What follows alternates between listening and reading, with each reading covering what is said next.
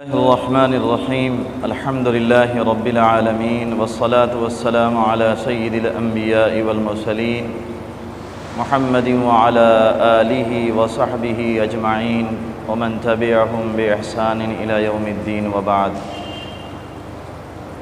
فقد قال النبی صلی اللہ علیہ وسلم فی علی رضی اللہ تعالی عنہ انت منی بمنزلة هارون من موسى إلا أنه لا نبي بعدي أو كما قال رسول الله صلی اللہ علیہ وسلم۔ میرے بھائیوں، بزرگوں اور دوستوں، یوں تو تمام صحابہ کرام رضوان اللہ علیہم اجمعین عادل ہیں، ثقہ ہیں، تنقید سے بالا تر ہیں، اور سبھی صحابہ جنتی ہیں، لیکن ان صحابہ کے درمیان اللہ تبارک و تعالیٰ نے مختلف مراتب بیان کیے ہیں۔ بعض صحابی کو بعض صحابی پر فضیلت حاصل ہے۔ سب سے افضل 4 صحابہ ہیں، جن میں سے 3 پر میں گفتگو کر چکا ہوں۔ حضرت ابو بکر رضی اللہ تعالی عنہ، حضرت عمر فاروق رضی اللہ تعالی عنہ، اور تیسرے نمبر پر حضرت عثمان بن عفان رضی اللہ تعالی عنہ، اور چوتھے نمبر پر حضرت علی کرم اللہ وجہہ۔ حضرت علی رضی اللہ تعالی عنہ بڑے خوش نصیب اور بڑے کامل صحابہ میں شمار ہوتے ہیں۔ آپ کی بہت ساری خصوصیات ہیں، ان میں سے ایک بہت بڑی خصوصیت یہ ہے کہ صرف 6 یا 7 سال کی عمر میں انہوں نے اسلام قبول کیا ہے۔ ابھی چھوٹے سے کم سن بچے تھے، 6 یا 7 سال کی عمر تھی۔ بعض روایات میں 6 سال کا قول بیان کیا گیا اور بعض روایات میں 7 سال کا قول بیان کیا گیا۔ صاحب ہدایہ نے بچوں کے اسلام کے معتبر ہونے نہ ہونے میں اسی اسلام کو، حضرت علی کے ایمان کو بطور دلیل کے پیش کیا ہے کہ حضرت علی کرم اللہ وجہہ نے 6 یا 7 سال کی عمر میں اسلام قبول کیا اور ان کا اسلام معتبر رہا۔ تو حضرت علی کی یہ بہت بڑی خصوصیت ہے کہ بچپن میں ہی وہ مسلمان ہو گئے۔ اللہ کے نبی صلی اللہ علیہ وسلم کے گھر میں آپ کی پرورش ہوئی ہے، آپ کے چچا زاد بھائی ہیں۔ نبی کریم صلی اللہ علیہ وسلم کے سفر و حضر کے ساتھی ہیں، اور اللہ کے نبی صلی اللہ علیہ وسلم کے گھر میں ہی آپ کی رہائش ہے۔ خود بنفس نفیس نبی کریم صلی اللہ علیہ وسلم اپنے اس بھائی کی تربیت فرماتے تھے،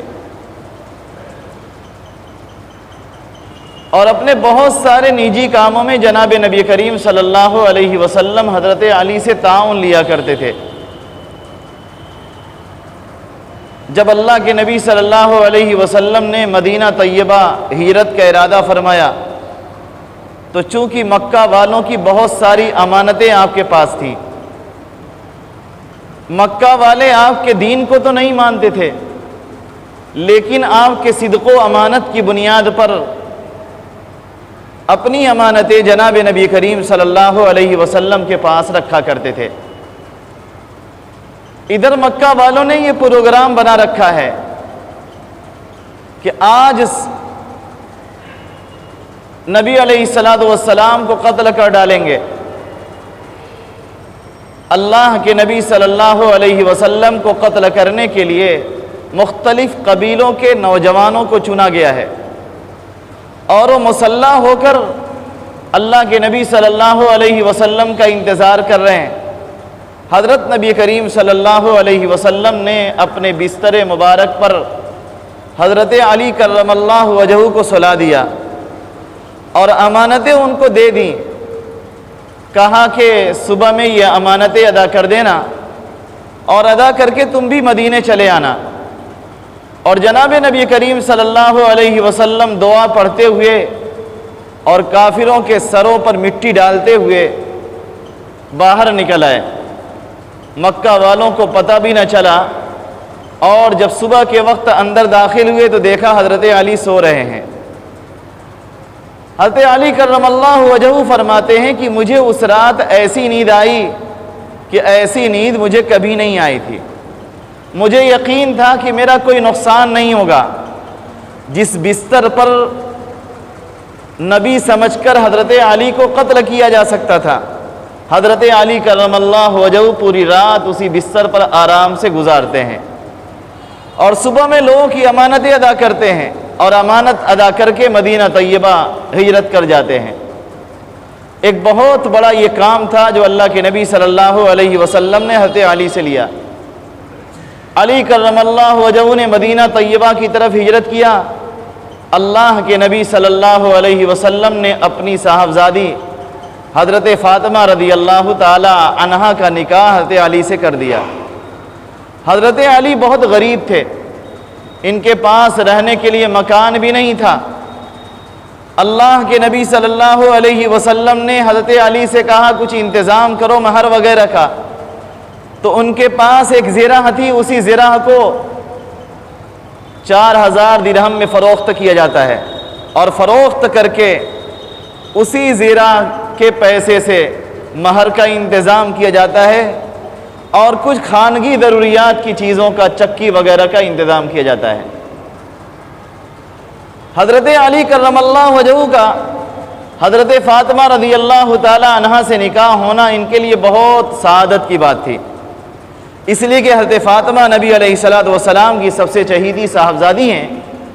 ہر صحابی کی خواہش تھی کہ میرا نکاح حضرت فاطمہ کے ساتھ ہو جائے، لیکن اللہ کے نبی صلی اللہ علیہ وسلم نے حضرت علی کے ساتھ نکاح کرا دیا، حضرت علی کے پیغام کو قبول کیا۔ روایات میں آتا ہے کہ جناب نبی کریم صلی اللہ علیہ وسلم مسجد میں بیٹھے ہوئے تھے، حضرت علی کرم اللہ وجہہ اللہ کے نبی صلی اللہ علیہ وسلم کے پاس جاتے ہیں اور جا کر اپنا سر جھکا دیتے ہیں، زبان سے کچھ نہیں کہہ پاتے۔ نبی علیہ الصلوۃ والسلام نے سمجھ لیا کہ حضرت علی نکاح کا پیغام لے کر آئے ہیں۔ اللہ کے نبی صلی اللہ علیہ وسلم نے پوچھا علی فاطمہ سے نکاح کرنا چاہتے ہو؟ انہوں نے کہا کہ جی ہاں یا رسول اللہ۔ سر اس بات میں ہلا دیا، اور اس کے بعد اللہ کے نبی صلی اللہ علیہ وسلم نے حضرت فاطمہ سے حضرت علی کا نکاح فرما دیا۔ حضرت علی کرم اللہ وجہہ کے جو دو بیٹے ہوئے حضرت حسن اور حسین رضی اللہ تعالی عنہما، ان دونوں کی بھی بڑی فضیلت ہے کہ جناب نبی کریم صلی اللہ علیہ وسلم نے ان دونوں بچوں کو اپنے قریب رکھا۔ اللہ کے نبی صلی اللہ علیہ وسلم خود بنفس نفیس اپنے ان بچوں کی تربیت فرماتے تھے۔ آپ کی آگوش تربیت میں یہ بچے بڑے ہوئے ہیں۔ حضرت علی کرم اللہ وجہہ کے اندر ہی خود بڑے اعلیٰ اوصاف تھے، اسی طرح ان بچوں کے اندر بھی اعلیٰ اوصاف پیدا ہوئے۔ حضرت نبی کریم صلی اللہ علیہ وسلم نے حضرت علی کرم اللہ وجہہ کو مختلف کام سونپے۔ غزوہ بدر ہوا، غزوہ بدر کے اندر سب سے پہلے اعلان مبارزت کی دعوت دی گئی۔ پہلے زمانے میں جو جنگیں ہوا کرتی تھیں، ان جنگوں میں کچھ بہادر ادھر سے آتے اور 1-2 بہادر 3 بہادر ادھر سے آتے تھے۔ وہ اس کو چیلنج کرتا اور یہ اس کو چیلنج کرتا۔ اسی طریقے سے دونوں فریق ایک دوسرے سے لڑتے تھے، اور یہ تنہا جنگ ہوتی تھی، ایک آدمی دوسرے آدمی سے لڑتا تھا۔ غزوہ بدر کے اندر 3 لوگ جو ہے شامل ہوئے تھے اس غزوے کے اندر، یعنی 2 بدو جو لڑائی ہوئی ہے اس میں 3 لوگ شامل ہوئے ہیں۔ ان 3 لوگوں میں حضرت علی کرم اللہ وجہہ کے بالمقابل جو صحابی آئے تھے، جو کافر آئے تھے مشرکین مکہ کی طرف سے، ان کا نام تھا ولید بن عتبہ۔ علی کرم اللہ وجہہ نے سب سے پہلے اس کو قتل کر ڈالا۔ حضرت علی بہت بہادر تھے، کہا جاتا ہے جنگوں میں جناب نبی کریم صلی اللہ علیہ وسلم کے ساتھ ساتھ لڑنے والے اور اللہ کے نبی صلی اللہ علیہ وسلم پر کیے جانے والے حملوں کا مقابلہ کرنے والے حضرت علی کے علاوہ کوئی اور نہیں تھا۔ حضرت علی کرم اللہ وجہہ مقابلہ کرنے میں سب سے زیادہ سخت تھے، اعلیٰ درجے کے جنگجو تھے۔ نبی کریم صلی اللہ علیہ وسلم نے غزوہ احد کیا ہے۔ غزوہ احد کے اندر ایک مرتبہ ایسی پوزیشن بنی کہ سارے صحابہ ہمت ہار کر بھاگ کھڑے ہوئے۔ لوگوں میں مشہور یہ ہو گیا کہ نبی کریم صلی اللہ علیہ وسلم نعوذ باللہ قتل کر دیے گئے۔ آپ کے ساتھ صرف تقریباً 14 صحابہ بچے تھے۔ ان 14 صحابہ میں حضرت علی کرم اللہ وجہہ بھی تھے۔ اللہ کے نبی صلی اللہ علیہ وسلم نے صلح حدیبیہ کی ہے مکہ والوں کے ساتھ۔ صلح حدیبیہ کی تحریر تیار کرنے والے حضرت علی کرم اللہ وجہہ ہیں۔ حضرت علی رضی اللہ تعالیٰ عنہ نے صلح کے اندر جو بات لکھی تھی اس میں یہ بھی لکھا تھا محمد رسول اللہ۔ مکہ والوں نے اس پر اعتراض کیا کہ اگر ہم محمد کو رسول مانتے، اللہ کا پیغمبر مانتے، تو پھر اختلاف کی نوبت ہی کہاں تھی؟ ہمارے درمیان اختلاف ہی کہاں ہوتا؟ ہمارے درمیان اختلاف تو اسی کو لے کر ہے کہ ہم محمد صلی اللہ علیہ وسلم کو رسول نہیں مانتے۔ اللہ کے نبی صلی اللہ علیہ وسلم نے کہا علی رسول اللہ کو مٹا دو اور وہاں پر لکھ دو محمد بن عبداللہ۔ حضرت علی کہتے ہیں یا رسول اللہ میں یہ گستاخی نہیں کر سکتا، مجھ سے یہ بے ادبی نہیں ہوتی کہ میں رسول اللہ آپ کے نام کے سامنے سے مٹا دوں۔ اللہ کے نبی صلی اللہ علیہ وسلم پڑھے لکھے نہیں تھے۔ آپ نے کہا کہاں ہے ذرا مجھے دکھاؤ۔ حضرت علی نے دکھایا تو جناب نبی کریم صلی اللہ علیہ وسلم نے اپنے ہاتھ سے مٹا دیا۔ حضرت علی کی یہ بھی خصوصیت ہے کہ خیبر کے موقع پر اللہ کے نبی صلی اللہ علیہ وسلم صحابہ کو لے کر یہودیوں سے جنگ کرنے کے لیے گئے ہوئے ہیں۔ یہودیوں کا قلعہ ناقابل تسخیر تھا، اس کو فتح کرنا بہت مشکل تھا، بہت دشوار تھا۔ کئی دنوں سے جنگ جاری تھی، مسلمانوں نے قلعے کا حصار کر رکھا تھا، لیکن قلعہ تھا کہ فتح نہیں ہو رہا تھا۔ اللہ کے نبی صلی اللہ علیہ وسلم نے صحابہ کے درمیان شام کے وقت اعلان فرمایا لَأُعْطِيَنَّ الرَّایَةَ غَدًا رَجُلًا، کہ میں کل اپنا جھنڈا، اسلامی جھنڈا ایک ایسے شخص کو دوں گا جس کے ہاتھ پر اللہ تبارک و تعالی خیبر فتح فرمائیں گے۔ یحب اللہ ورسولہ، جو اللہ اور اس کے رسول سے محبت کرتا ہے اور اللہ اور اس کے رسول اس سے محبت کرتے ہیں۔ صبح کا وقت ہوا، سارے صحابہ کی خواہش تھی کہ جھنڈا ہمارے ہاتھ میں آ جائے۔ کون نہیں چاہے گا کہ اتنا اونچا مقام ہم کو مل جائے؟ سارے صحابہ گردن اونچی کر کے اللہ کے نبی صلی اللہ علیہ وسلم کی طرف دیکھ رہے تھے۔ حضرت علی کرم اللہ وجہہ کا نام اللہ کے نبی صلی اللہ علیہ وسلم نے لیا۔ اللہ کے نبی صلی اللہ علیہ وسلم نے حضرت علی کو بلایا کہ حضرت علی پیش ہوں۔ لوگوں نے کہا یا رسول اللہ حضرت علی کی آنکھ میں کچھ تکلیف ہے، اس لیے وہ آنے سے قاصر ہیں۔ جناب نبی کریم صلی اللہ علیہ وسلم نے لوگوں سے کہا کہ حضرت علی کو لے آؤ۔ حضرت علی مجلس میں حاضر ہوئے۔ اللہ کے نبی صلی اللہ علیہ وسلم نے اپنا لعاب دہن ان کی آنکھ میں لگایا، اور جیسے ہی آنکھ میں لگایا حضرت علی فرماتے ہیں میری آنکھ بالکل ٹھیک ہو گئی اور زندگی میں کبھی اس آنکھ کے اندر کوئی تکلیف ہوئی نہیں۔ اور اللہ کے نبی صلی اللہ علیہ وسلم نے انہیں جھنڈا دیا۔ وہ گئے اور انہوں نے خیبر کے قلعے کا جو دروازہ تھا اس کو اکھاڑ کر کے باہر پھینک دیا۔ بے پناہ طاقت اور صلاحیت کے مالک تھے اور بڑے شجاع اور بڑے بہادر تھے۔ اس طرح وہ قلعہ مسلمانوں نے فتح کر لیا۔ غزوہ خندق کے موقع پر عمرو بن ود ایک بڑا پہلوان تھا جو مشرکین مکہ کی طرف سے آیا تھا، اور اس قدر جری تھا کہ وہ آ کر چیلنج کر رہا تھا کہ ہے کوئی جو میرا مقابلہ کرے۔ لوگ اسے دیکھ رہے تھے لیکن کسی کی جرأت نہیں ہو رہی تھی کہ اس کے مقابلے میں جائیں اور اس سے قتال کریں، جنگ کریں۔ حضرت علی کرم اللہ وجہہ کی عمر اس وقت 20 سال تھی۔ حضرت علی رضی اللہ تعالیٰ عنہ اس کے بالمقابل آ کر کھڑے ہو گئے۔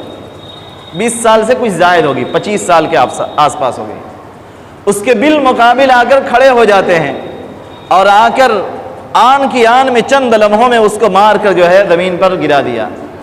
تو حضرت علی بڑے بہادر تھے۔ غزوہ تبوک کے موقع پر جناب نبی کریم صلی اللہ علیہ وسلم نے حضرت علی کرم اللہ وجہہ سے فرمایا، علی اس غزوے میں آپ کو شامل نہیں ہونا ہے، آپ مدینے کے اندر میرے نائب ہوں گے، مدینے کا کاربار آپ سنبھالیں گے، میں اور صحابہ کو لے کر غزوہ خندق کے لیے جا رہا ہوں، غزوہ تبوک کے لیے جا رہا ہوں۔ اس غزوے کے اندر آپ کو نہیں جانا ہے، آپ کو مدینے میں رہنا ہے۔ حضرت علی نے اصرار کیا، یا رسول اللہ مجھے بھی اس غزوے میں لے چلیں۔ اللہ کے نبی صلی اللہ علیہ وسلم نے فرمایا، اما ترضا، کیا تم اس بات سے راضی نہیں ہو، کیا تم اس بات سے خوش نہیں ہو، ان تکون منی بمنزلت ہارون من موسیٰ، کہ تیرا مقام میرے نزدیک ایسا ہی ہو جائے جیسے حضرت موسیٰ علیہ السلام کے نزدیک حضرت ہارون علیہ السلام کا مقام تھا۔ جو صحبت اور تعلق حضرت ہارون کو موسیٰ سے حاصل تھا، وہی مقام تجھ کو مجھ سے حاصل ہو جائے، کیا تم یہ نہیں چاہتے؟ وَلَكِنْ إِلَّا أَنَّهُ لَا نَبِيَّ بَعْدِي، مگر میرے بعد کوئی نبی نہیں ہوگا، اس لیے تم نبی تو نہیں بن سکتے، اس لیے کہ حضرت ہارون حضرت موسیٰ علیہ السلام کے بعد نبی بنے تھے، تم نبی تو نہیں بن سکتے، لیکن جو قرب اور جو تعلق حضرت موسیٰ علیہ السلام کو حضرت ہارون سے تھا، وہی قرب و تعلق تم کو مجھ سے حاصل ہو جائے گا۔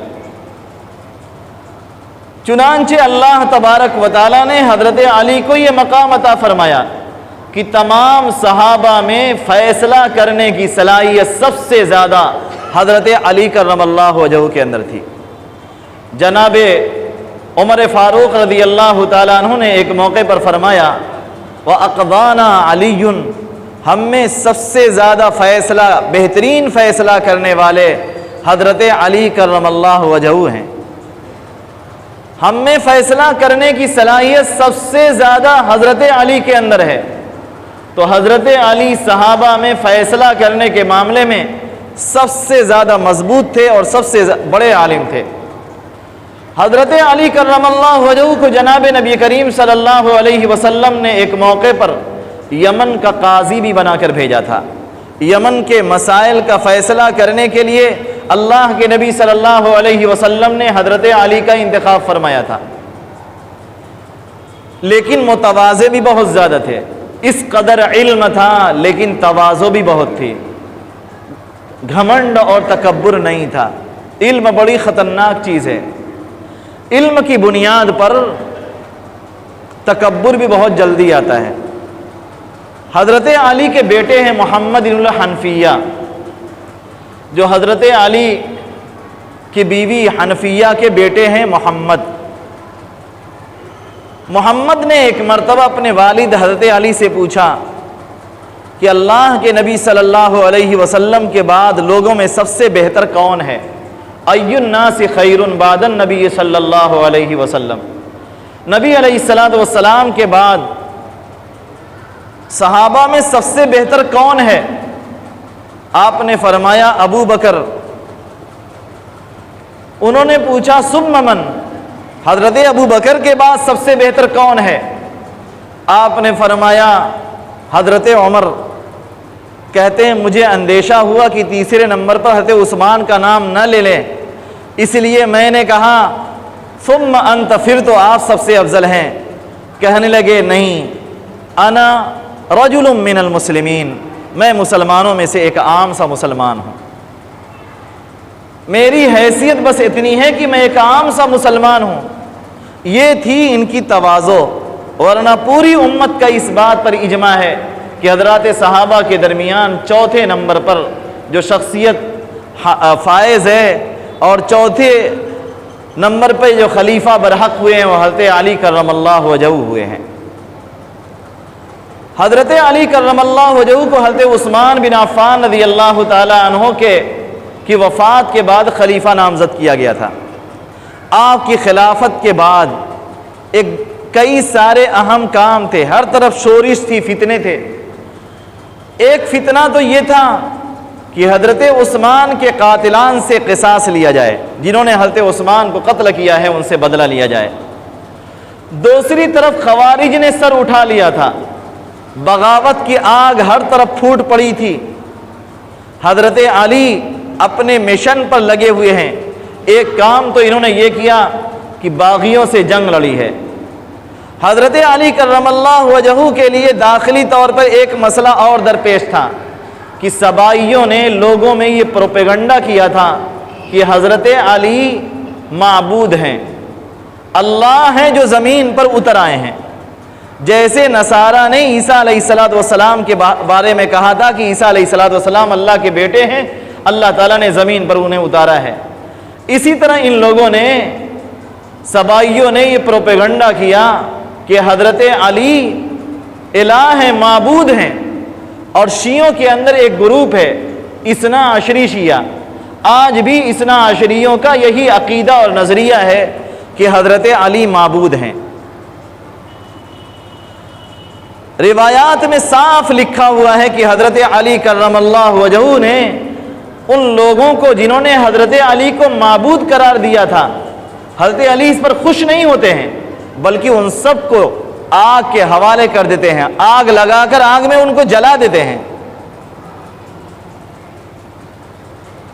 حضرت علی کی بہت ساری خصوصیات ہیں، لیکن ایک دن فجر کی نماز پڑھنے کے لیے نکلے ہیں تو خوارج نے ان کے اوپر حملہ کیا اور اسی میں حضرت علی رضی اللہ تعالیٰ عنہ شہید ہو گئے.